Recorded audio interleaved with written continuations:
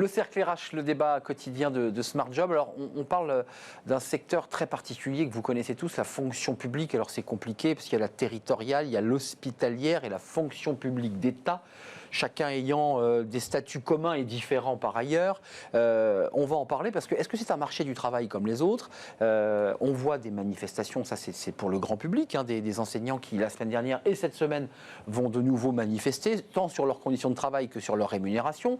On entend des infirmières qui, malgré le Grenelle, eh bien, continuent à expliquer qu'elles ne sont pas assez rémunérées. Est-ce que le dialogue social se fait bien, évidemment, au sein de la fonction publique?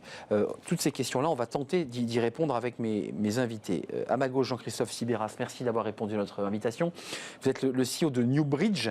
Ce qui est intéressant, c'est votre parcours, parce que vous avez été DG adjoint de Pôle emploi au moment de sa création, au moment où on a fusionné les ACEDIC et l'UNEDIC. Et puis, vous avez eu un parcours, et la NPE, et un parcours dans le privé, comme RH. Oui. Et donc, vous avez un travail aussi, un regard sur le dialogue social qui, à mon avis, est intéressant. En tout cas, merci d'avoir répondu à notre invitation. Fabien Tastet, merci d'être là. Vous êtes président de l'Association des administrateurs territoriaux de France. On aura des chiffres. J'ai lu un papier intéressant dans la Gazette des communes sur le télétravail qui émanait d'une note de la CGT qui expliquait que tout ça avait été fait un petit peu n'importe comment et que ce n'était pas si simple de télétravailler, notamment dans certaines administrations et dans certaines mairies. Tout ça n'avait pas été géré. On en parlera peut-être avec vous. Et puis Philippe Nassier, président de Light Consultant avec un S à la fin. Light Consultant, pour le dire en un mot, c'est un cabinet de chasseurs de tête spécialisé, je dirais, pour les hauts postes de la fonction publique. Vous l'avez dit, pas en un mot, mais vous l'avez dit, c'est exactement ça. Cabinet de chasse de tête pour les dirigeants des collectivités territoriales et du monde public et parapublic. Dans votre cas, comme ça on va éliminer le sujet et vous allez débattre avec nous, mais dans votre cas, on est sur des personnes qui sont un peu en mission. On a un directeur général des services pour un département. En général, il reste le temps du mandat de l'élu. Donc cet homme, il n'est pas fonctionnaire, on est d'accord? Si, il est fonctionnaire. Il est fonctionnaire, il est détaché dans un job de directeur général des services, mais il est fonctionnaire pour la plupart. Pour la plupart. Pour la plupart. Il y a des DGS qui viennent du privé. Hein. Il y a des DGS qui sont contractuels. Peu de DGS qui viennent du privé. Il faut avoir une culture quand même des collectivités territoriales et du secteur public. Donc ils sont fonctionnaires détachés pour la durée de leur mission. Détachés ou ils sont contractuels. À la question qu'on se pose, Fabien Tastet, parce que là, je me tourne vers vous et on va parler du dialogue social dans quelques instants, mais on en est où sur cette problématique qu'on soulève dans notre émission? Est-ce que la fonction publique est un marché du travail comme les autres? Moi, objectivement, j'ai l'impression que non. C'est presque impropre, d'ailleurs, de parler de marché du travail dans la fonction publique, non? Vous savez, l'association des hauts fonctionnaires territoriaux, on se bat depuis des années pour qu'on ne voit plus dans ce pays les choses en blanc et noir dès qu'on parle du privé et du public. En les opposant, donc. Je pense qu'il faut, c'est vrai en matière d'économie, où l'économie de marché a besoin de l'investissement public. C'est vrai en matière de management, de ressources humaines. Il faut arrêter de considérer qu'il y a un mur entre le public et le privé, que ce sont deux mondes complètement différents, qui ne se parlent pas, qui obéissent à des logiques absolument contraires. Bien sûr qu'il y a des différences. Le moteur... De statut le moteur de l'entreprise privée n'est pas l'intérêt général qui guide les collectivités publiques. Il y a le statut. Combien... on recense de fantasmes sur le statut, on y viendra peut-être. Mais le statut, il a bien des avantages. Excusez-moi, le statut, c'est la protection de l'emploi. Mais c'est vrai que c'est... Oui, mais qui a sorti d'obligations aussi, qui sont d'ailleurs des obligations qui ont été créées pour les citoyens, en faveur des citoyens. Donc c'est vrai que le statut, ça fait une différence. Je ne dis pas qu'il n'y a pas de différence, mais il y a aussi beaucoup de similitudes. Il y a aussi beaucoup de similitudes dans le déroulement des carrières, dans la qualité managériale. Vous savez, aujourd'hui, dans le secteur public, et particulièrement dans les collectivités locales, on n'a rien à envier en matière d'ambition managériale à ce qui se fait, Vraiment dans le privé. Vous parliez de télétravail. Moi, je peux vous dire que depuis 2 ans, dans cette période très difficile qu'on a tous connue, que les entreprises privées comme les collectivités territoriales ont dû traverser, moi, je peux vous dire qu'il y a des collectivités locales, des entités publiques qui sont extrêmement en pointe en matière de télétravail. Nous venons de faire, l'association des hauts fonctionnaires territoriaux, une étude sur la pratique du télétravail dans les collectivités locales.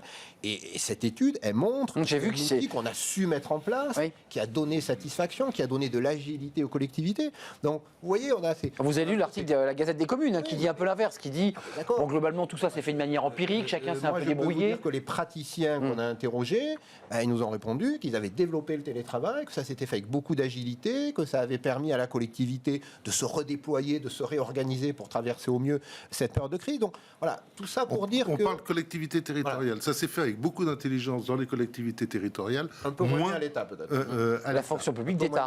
Je reviens, si vous permettez, sur ce qu'a dit Fabien. Et juste sur un domaine, la différence entre le public et le privé, on parle d'efficacité, de profit, tu disais, sur le secteur privé. Il y a un point qui est commun, c'est l'efficacité, c'est la productivité, l'efficacité et même le résultat financier. On est dans l'équilibre. Même la productivité, excusez-moi. Même la productivité, il y a eu absolument. quelques polémiques dans les collectivités territoriales où le temps de travail, la manière dont on occupait son temps de travail. Enfin, je me tourne vers vous, Jean-Christophe Sibérage. C'est peut-être que vous allez être un peu discordant, mais j'ai lu des rapports qui étaient assez accablants, notamment qui venaient de l'IFRAP. Alors, je sais que c'est une institution qui décrit souvent la fonction publique, mais pas tout à fait la même approche qu'eux. Pas la même approche, mais qui dénonçait finalement un secteur, en tout cas la fonction publique globalement, qui ne fonctionnait pas avec les mêmes règles, les mêmes rythmes, la même manière de travailler. Si vous voulez, d'abord, il y a un cadre qui est quand même très très différent, ça a été rappelé. Donc vous êtes dans une entreprise privée. Moi, j'ai opéré dans les deux mondes, on va dire, donc je vois assez bien les différences. J'ai vraiment été fonctionnaire au tout début de ma carrière. En fait... Vous n'êtes plus donc? Non, je ne suis plus fonctionnaire, non. Mais je l'étais 15 ans quand même, dans différents ministères et juridictions. Mais la grosse différence, franchement, j'ai passé 25 ans dans le privé, c'est que le privé, quand vous êtes dans le privé, vous êtes dans un monde de concurrence et qu'en fait, on ne sait pas si l'entreprise dans laquelle vous êtes, elle sera encore là dans 2 ans, 3 ans, 5 ans. Mais oui. En revanche, quand vous êtes dans le public, on est sur des rails, faut le dire, parce que ne serait-ce que parce que la continuité de l'État, tout le monde l'attend. Enfin, je conteste pas, simplement. Ce que je veux dire par là, c'est que l'état d'esprit peut pas être le même quand effectivement vous courez après effectivement parfois le client, des résultats financiers, un problème de cash. Psychologiquement, c'est pas pareil. Un problème de relations avec des banques. On voit très bien que le contexte est extrêmement différent. Et du coup, ça a beaucoup d'effets, malgré tout, sur les comportements des uns et des autres. Évidemment. Je ne dis pas que les comportements, notamment managériaux, sont plus faciles dans le public, parce qu'au contraire, bien sûr, finalement, dans le public, c'est peut-être d'une certaine manière plus dur, parce qu'on n'a pas l'argument de dire, attention, on va mettre la clé sous la porte, faisons attention à ce qu'on fait. C'est impossible. Quand vous avez les syndicats en face de vous, on peut parler du dialogue social, c'est vrai que dans le public, si vous leur dites, attention, il y a la concurrence, dans le privé, la concurrence peut vous tailler des croupières. Donc ça motive, il y a un moment donné, moi j'étais chez Renault, même la CGT Renault, Philippe Martinez était mon interlocuteur. Ah, vous l'avez fréquenté de près, donc. C'était le leader de la CGT de Renault. Ouais. Et donc moi j'étais le patron de la sociale, mais c'est vrai qu'à un moment donné, si vous voulez, quand vous disiez attention à nos coûts, attention à la concurrence, il écoute. C'était un argument que dans le public, en tant que manager, je ne peux pas utiliser. Donc les contextes sont différents, mais ça ne veut pas dire que c'est plus simple dans l'un ou dans l'autre. Fabien Tastet, réponse. Excusez-moi, précisons pour ceux qui nous regardent, parce qu'on parle beaucoup RH emploi dans le privé.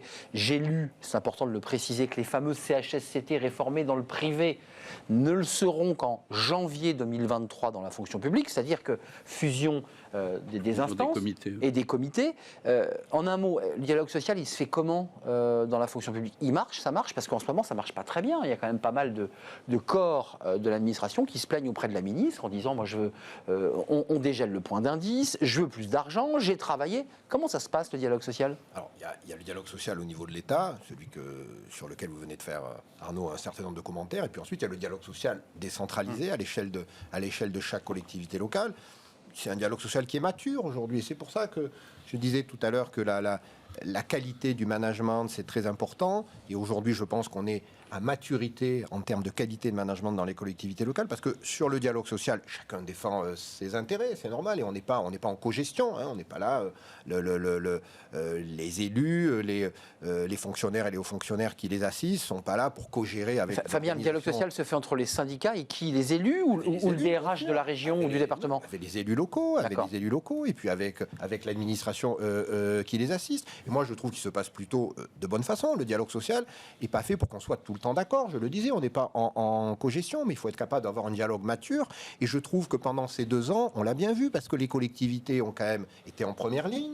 Elles ont traversé une période très difficile. Elles ont répondu présentes sur les services essentiels dans le cadre d'un dialogue social qui a plutôt bien fonctionné. Sauf la justice, autorisez-moi.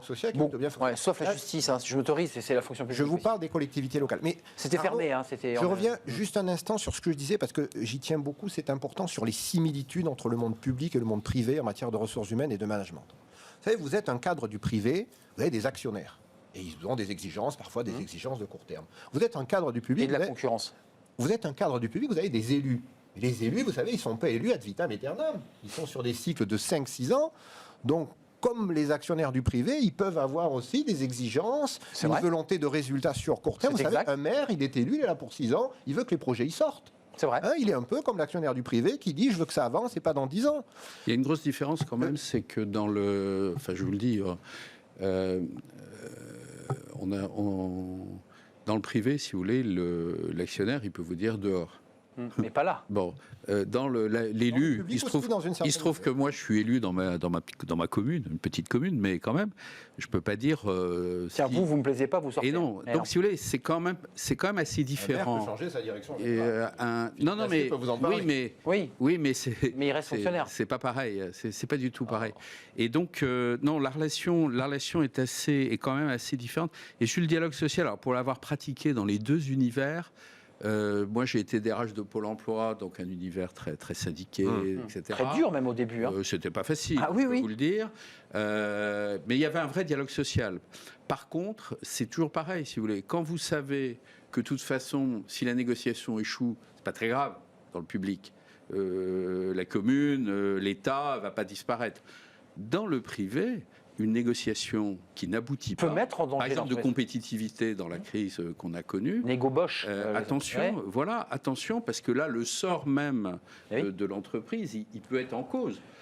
Voilà, donc vous voyez, ça change beaucoup quand même du coup, et ça a beaucoup d'influence sur les acteurs. Philippe Nassier, votre mission, c'est évidemment de trouver les meilleurs, les talents, pour pouvoir les mettre au bon poste, sur des postes à responsabilité. Il n'y a pas que ça, ouais. Il y a de ça quand même. Oui, il y a vous n'êtes pas dans les fonctionnaires catégorie D. On est conseil auprès de 2 organisations, et la personne elle-même, et l'institution, pour son évolution de carrière, pour qu'elle soit bien dans son nouveau job. Le talent, bien sûr, qu'elle soit heureuse. Et l'organisation pour qu'elle soit... Est-ce qu'il y a chez vous, dans les profils que vous rencontrez, et je poserai évidemment en creux la question à Fabien Tastet, mais des gens qui viennent du privé ou des institutions publiques qui vous disent, écoutez, nous, ça avance pas, on l'entend beaucoup quand on est en off avec des élus. J'aimerais mettre un petit coup de pied dans le système en faisant venir des gens qui viennent du privé. Finalement, presque votre profil, c'est-à-dire des gens qui... Vous, c'est l'inverse, mais des gens du privé qui viendraient apporter leur manière de faire. Il y a ces profils. Alors, on a des personnes du privé qui, à la suite de déconvenues, ont subitement envie de venir dans le secteur public. Il y a quelque chose, il y a un sous-entendu là. Dans le sous-entendu, je veux dire que on s'improvise pas du jour au lendemain directeur général d'une collectivité locale. On s'improvise pas DRH, on s'improvise pas directeur financier, on s'improvise pas directeur des services techniques. C'est pas le statut qui dirige ça, ce sont les compétences et l'expérience. Donc on ne passe pas, ou on peut, mais c'est extrêmement rare, directeur général d'une banque à directeur général d'une entreprise chimique. On est sur un marché, et là on est sur un marché particulier également, que sont les collectivités. Mais ça, ce sont les élus à qui vous parlez. Les élus vous disent, moi je suis à la recherche d'un DGS. Oui. Il vous fait le portrait robot de ce DGS. Et il vous met un certain nombre de lignes précises. Je veux qu'il soit manager, je veux qu'il soit humain, je veux qu'il réorganise l'ensemble de la boutique. Absolument. Donc ça veut dire qu'il le met en situation de devenir un peu comme un patron mais c'est ce que font tous les directeurs généraux, statutaires ou non statutaires. C'est leur mission. C'est leur mission. Comme dans une entreprise, finalement. Oui, tout à fait. Parlons du statut et du salaire, parce que vous me disiez tout à l'heure, le dialogue social au plus bas de l'échelle, il se passe bien. Enfin, jusqu'à preuve du contraire, le maire d'une commune n'est pas juridiquement en possibilité d'augmenter ses fonctionnaires.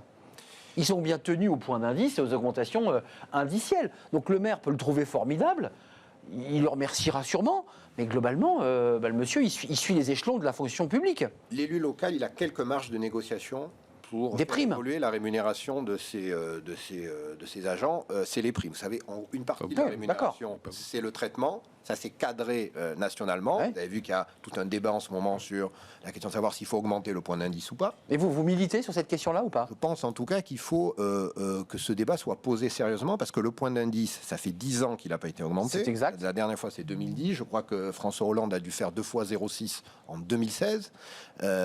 Donc il y a eu une petite interruption dans un processus de stabilisation qui dure depuis 10 ans. Et je pense, oui, qu'il y a un sujet aujourd'hui de pouvoir d'achat dans la fonction publique. Et que le dégel du point d'indice est une façon de le traiter. Et j'ajoute d'ailleurs, parce qu'il ne faut pas être démago sur ce sujet, que la question du pouvoir d'achat, elle se pose pour les plus bas salaires dans la fonction publique. Catégorie D, Et elle se C. pose aussi pour les hauts fonctionnaires. 14 € de plus, j'ai vu par mois Mais pour les elle se pose catégories aussi, D. mais elle se pose aussi pour les hauts fonctionnaires. Donc il y a une question qui relève du plan national et du gouvernement, c'est la question du traitement, parce que ça c'est la question donc, du point d'indice ou des augmentations catégorielles. Puis ensuite il y a le régime indemnitaire. Et là, les collectivités locales, et de plus en plus ces dernières années, ont la main pour mettre en place un certain nombre de dispositifs, et elles le font. Et c'est là où, encore une fois, je fais une comparaison avec le secteur privé, c'est que vous voyez de plus en plus dans les collectivités locales émerger aussi des dispositifs de primes qui sont corrélés aux résultats, Incitative, sont motivante. corrélés C'est vrai. à la performance. Ça existe de plus en plus. Ça En se région, développe, voilà. En région, en département. En département, Moi, j'en vois dans des intercommunalités, j'en vois un peu partout, et qui sont donc aussi des instruments de performance, parce que la performance, l'efficacité, c'est aussi quelque chose qui est commun au travail des cadres du public et des cadres du privé. Un mot, Arnaud, sur la venue des cadres du privé dans les administrations. C'est une question. Je le disais, c'est important C'est vrai, de décloisonner. Ça se fait de plus en plus. Vous savez que la loi Dussopt, la loi de 2019, Tout à fait. a ouvert davantage les administrations publiques au cadre du privé. Il y a 7000 postes supplémentaires depuis 2019 qui sont des postes de cadres dirigeants dans le public qui sont ouverts au privé. C'est très bien, à la condition qu'il y ait un peu de régulation. On est pour les passerelles entre le public et le privé, je le disais tout à l'heure, mais on est aussi pour les Pour pas abuser et que ça permette... sur le plan déontologique, Oui, par d'accord. exemple, Oui. pour la prévention des conflits d'intérêts. Et des conflits d'intérêts, Vous ne pouvez c'est pas exact. être, moi je sais pas, directeur, membre du board d'une grande entreprise qui est en lien avec une collectivité locale, et puis coucou, tout d'un coup débarquer comme cadre dirigeant de cette collectivité locale, Oui. en marché avec Mais l'entreprise d'où vous venez. je crois que c'est réglementé d'ailleurs. Il y a quand même quelques règles déontologiques Voilà, qui il y a permettent... eu, nous on a beaucoup insisté Et des pour que ces déclarations. règles déontologiques soient posées. On va d'ailleurs demander à la ministre de les évaluer parce que c'est important. Donc oui, Oui, pour c'est les exact. allers-retours public-privé, c'est la philosophie du décloisonnement que j'évoquais tout à l'heure. Ça se fait, ça doit continuer de se développer dans les deux sens alors, parce que je pense qu'un cadre du public peut enrichir aussi, peut apporter positivement C'est vrai. à une entreprise du privé. Mais attention aux outils de régulation, ils sont quand même très importants. Mettons les pieds dans le plat, 2 chiffres qui sont assez emblématiques, qui sont assez distincts d'ailleurs les uns des autres. Un agent de la fonction publique sur 5 était contractuel en 2019. Donc ça veut dire qu'il y a un certain nombre d'agents qui sont contractuels. Vous confirmez ce 20%, chiffre? oui, 20%. On est d'accord. Et 5,6 millions, vous voyez, les deux chiffres sont assez éloignés, mais ils disent quelque chose. 5,6 millions d'agents publics employés fin 2019, c'est un salarié sur 5. Chiffre officiel, chiffre INSEE. Qu'est-ce que vous en pensez à la fois de ces contractuels qui souvent se plaignent d'ailleurs de mauvaises conditions de travail et d'une incertitude, d'ailleurs ils se retrouvent en situation de CDD comme dans une entreprise privée, et on a aussi au même moment 5,6 millions de fonctionnaires, d'agents publics. C'est trop. Certains disent on peut dégraisser le mammouth, on peut avoir une efficacité en ayant finalement des dépenses publiques, puisque ça contribue à nos dépenses publiques, peut-être un peu moindres. Alors, On peut le poser comme ça, le sujet ? Il y a deux chiffres, effectivement. Un travailleur, si je puis dire, sur 5 ou sur 6 en France, et agent public, fonctionnaire ou contractuel du public, est-ce que c'est beaucoup en proportion ? Ça dépend de ce qu'on demande à la collectivité publique. Ce qui est vrai, c'est que la France, on est un pays où on attend beaucoup de la collectivité. Il y a une demande d'État, et la crise a plutôt renforcé tout ça. Et on s'aperçoit que malgré les promesses des uns ou des autres en 2017, même le président actuel avait fait des promesses, ça ne va pas être atteint. Alors, après, la deuxième question, c'est, moi, ce que je pense, le vrai sujet... L'argument, c'est le Covid, hein, vous comprenez bien qu'aujourd'hui, c'est besoin de Covid. Après, je pense que le vrai sujet, c'est pourquoi y a-t-il autant de fonctionnaires parce que c'est extrêmement rigide, hein, le statut de la fonction publique. On l'a parlé en matière de rémunération. Moi, j'ai été fonctionnaire, j'ai géré des fonctionnaires. Enfin, je veux dire, je vois très très bien ce qui se passe. On a beaucoup de rigidité, même quand vous êtes dans une collectivité locale. Comme vous avez effectivement, il y a des domaines où vous avez du mal à recruter. Enfin, Monsieur Nassier le sait très très bien, parce qu'on est en concurrence, malgré tout dans le public, avec du privé. Oui. Quand vous avez les salaires sont meilleurs. Une service technique de la mairie, c'est des plombiers, c'est des électriciens, même les puéricultrices, il y a des crèches privées. Les salaires sont assez faibles. Effectivement. Alors, quand vous êtes en concurrence et que vous êtes quand même assez coincé, même avec les primes, c'est pas toujours évident, parce que quand on propose 30, 40 ou 50% de plus dans le on va dans le privé. Dans le privé, c'est pas facile. Donc je pense qu'il faudrait donner plus de marge de manœuvre à l'employeur public pour qu'il puisse, je dirais, se défendre par rapport au marché. Vous posiez la question, est-ce qu'il y a un marché? Oui. Et mais permettez-moi. Et dans beaucoup de alors, pays, pourquoi ils ne bosseraient pas avec des artisans privés Regardons dans d'autres pays, en Allemagne, en Angleterre, j'étais en Suède il n'y a pas longtemps, la plupart du temps, les agents publics sont tous contractuels. C'est très limité, les fonctions régaliennes. Donc ça, c'est une tradition française, ça. Et nous, effectivement, dans les fonctions qui sont de prestation de services, les crèches, etc. Il y a beaucoup de choses que font on devrait être privatisé. On devrait pouvoir avoir des contractuels ou on devrait plus facilement pouvoir recourir, ce qu'on fait d'ailleurs dans le public, à des prestations. C'est ce que l'on fait déjà. Mais pas assez. Parce qu'il y a des résistances. 5,6 millions quand même. Il y a des résistances quand vous dites par exemple, je ne connais pas beaucoup de communes où on pourrait dire, bon, pourquoi c'est nous qui faisons les crèches par exemple? Pourquoi c'est nous? Il y a des crèches privées, des crèches publiques. Finalement, il y a beaucoup d'inertie quand il s'agit de réfléchir à ça.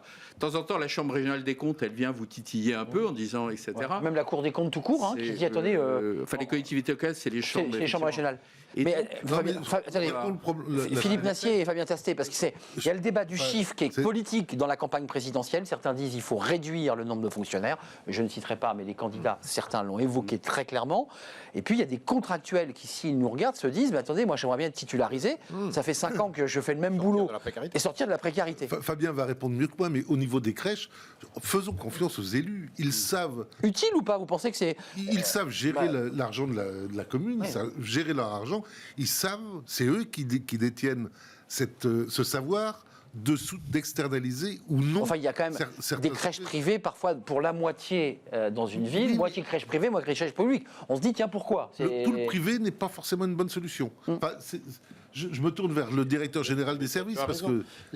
Vous êtes DGS, je précise. Oui, bien sûr. Non, mais je ne l'ai pas précisé. Sortons des dogmes dans cette affaire et soyons pragmatiques. Il y a et Philippe l'a parfaitement dit, il y a des élus qui font le choix de gérer un certain nombre de services publics par des fonctionnaires. Et ça marche très bien.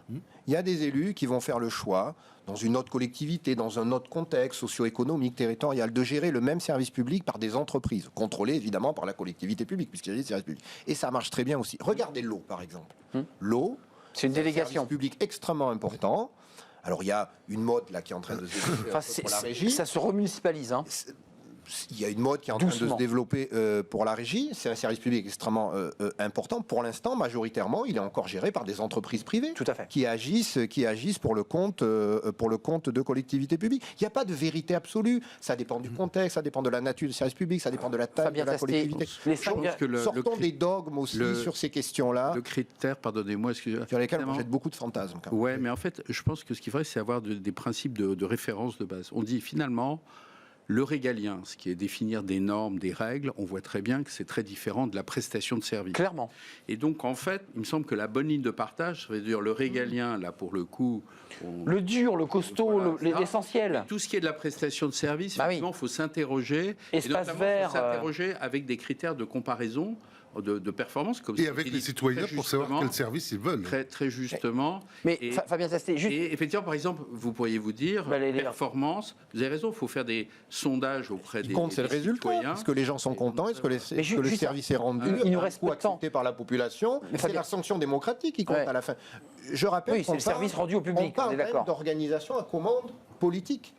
Qui reposent sur des mécanismes démocratiques. À la fin, ce qui compte, c'est que les gens qui votent pour vous au niveau national comme au niveau local, c'est l'électeur qui tranche. À la fin du bilan, quels sont les services qu'on me délivre, combien je les paie, je suis content, je garde la même équipe, je suis pas content, je la change. Donc, je ne vais pas citer la collectivité. Il y a une sanction aussi. Fabien Vous parlez tout à l'heure d'une sanction dans le monde de l'entreprise. Si La sanction, performant, c'est le vote. Sanction, On est d'accord. Dans le monde public, pour les il y a aussi élus. une sanction. Pour les élus, pas pour les fonctionnaires, parce que eux, ils restent. Fabien Tastet, juste avant de nous Pas tous, quitter, pas tous. je ne citerai pas la collectivité, mais pour le ramassage des poubelles, par exemple, on a dans certaines villes un double système, c'est-à-dire public, un ramassage municipal, et puis à côté, une délégation avec des entreprises ça privées. existe, ça Et ben, existe. quand on regarde les Quartier, chiffres, par exemple, quand on regarde les chiffres, la productivité est meilleure quand c'est un service privé. Non, pas toujours. Pas partout. Non. Vous voyez que je lance le débat. Pas partout. J'habite à Paris, c'est pas partout. Pas partout. Enfin, il y a des chiffres quand même intéressants. Vous regardez l'absentéisme. Bah Vous oui. regardez les chiffres d'absentéisme. Vous apercevez quand même que globalement, dans le privé, il y a moins d'absentéisme que dans le public. Je peux vous le dire. Vous le confirmez, ça, Fabien Tastet? Oui. Est-ce qu'on tire un peu sur la corde? À peu près le double. À peu près le double. Non, mais moi, Non, attendez. C'est un sujet que j'ai déjà évoqué sur cette Oui, émission. mais on l'a oublié. Arnaud, On l'a on oublié. ne pas tout à fait les mêmes choses. Dans les collectivités locales, vous avez 80% d'agents de catégorie C. Et beaucoup de ces agents sont sur des métiers qui sont des métiers pénibles. C'est des gens qui travaillent dans des cuisines centrales, qui préparent des repas pour les enfants dans les écoles et qui portent des soupières toute la journée. C'est des gens qui sont sur le terrain, des cantonniers, etc. D'accord. Ces gens-là, ces agents-là, quand ils arrivent à 50, 55 ans, vous avez des problèmes d'usure physique.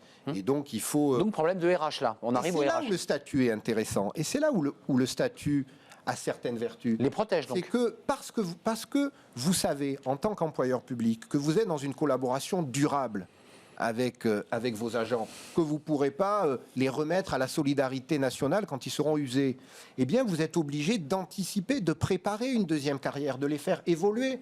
Ça existe, ça, vraiment? Il y a une Et donc politique de des les carrières? manager avec qualité. Et vous voyez, c'est aussi la vertu du statut, c'est-à-dire ça oblige un employeur public à construire des évolutions de carrière pour ces agents. Et ça, je trouve que c'est plutôt positif, et notamment d'essayer d'offrir des conditions de deuxième carrière à ceux qui vont être usés par les conditions pénibles. Ça, c'est une politique RH. Philippe Nassier, Donc il a des vertus, le statut aussi. les talents qui arrivent à matcher avec une collectivité que vous allez placer, que vous allez accompagner pour qu'ils aient une carrière épanouie dans laquelle ils puissent, mais je mets des guillemets, s'éclater.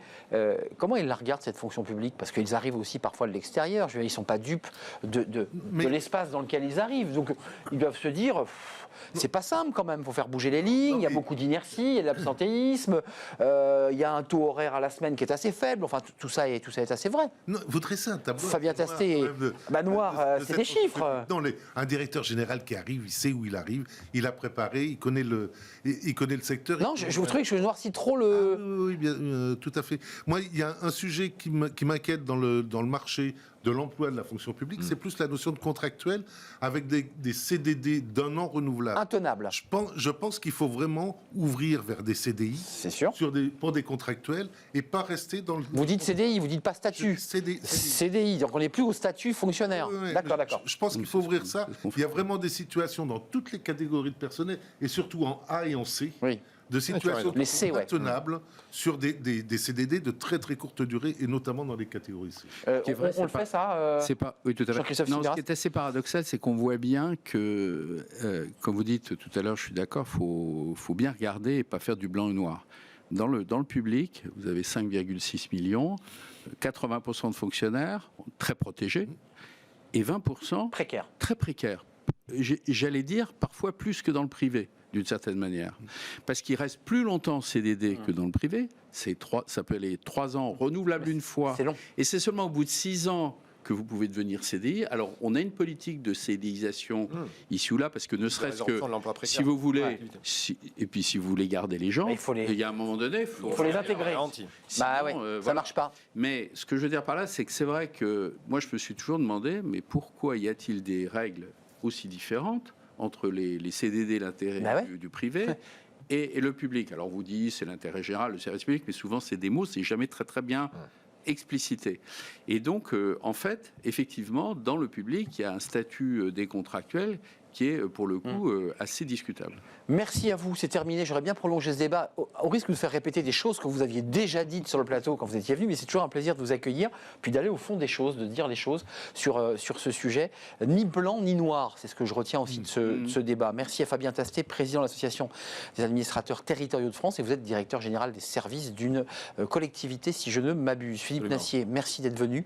Chasseur de tête, mais pour les postes de la fonction publique à haut potentiel, personnel, enfin en tout cas des cadres, président de Light Consultant. Et merci à Jean-Christophe Sibéras, CEO de Newbridge, avec un pied, on l'aura compris, dans le public, enfin dans la vie, dans la carrière publique, et puis un autre, une longue carrière dans le privé. Une plus grande partie de votre carrière s'est faite dans le privé. Merci à vous trois. On termine avec Fenêtre sur l'emploi. On parle de l'égalité homme-femme et aussi de la situation des femmes et des jeunes femmes. On en parle, c'est tout de suite.